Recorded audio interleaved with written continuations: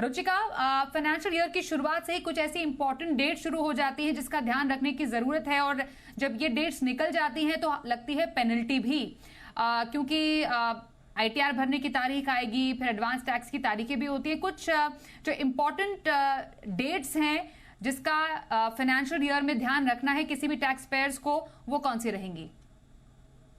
नया साल शुरू हो गया है तो नए साल के साथ साथ फिर दोबारा से वापस जो हमारी टैक्स कंप्लायंसेस थे, जो ड्यू डेट्स थी, वो सारी अब इस नए साल से शुरू हो गई हैं।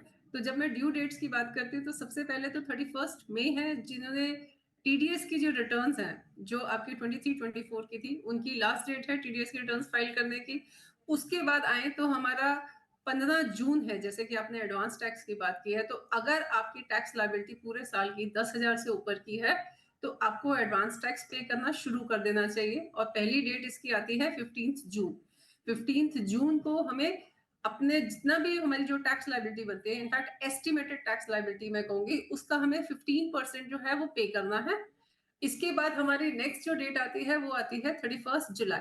31 जुलाई माने आईटीआर की डेट। तो अगर आप इंडिविजुअल हैं, एचयूएफ हैं, एओपी हैं, बीओआई हैं, आपकी नॉर्मल बिजनेस इनकम है, आप टैक्स ऑडिट नहीं करवाते हैं, तो आपको 31 जुलाई आपकी लास्ट डेट है रिटर्न फाइल करने की, दैट इज आईटीआर फाइल करने की।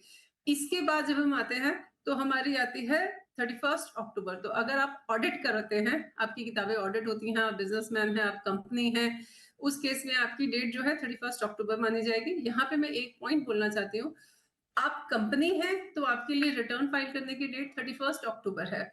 मगर अगर आप कंपनी के डायरेक्टर हैं, आपको कंपनी से सैलरी मिलती है, तो आपके लिए जो रिटर्न फाइल करने की डेट है वो 31 जुलाई ही रहेगी। तो इस चीज को हमें ध्यान में रखना है। इस तरह से फिर सॉरी, हमारी आगे जो एडवांस टैक्स की डेट आती है सितंबर की, दिसंबर की और फिर अल्टीमेटली मार्च की, तो ये सारी डेट जो है हमें ध्यान में रखनी है।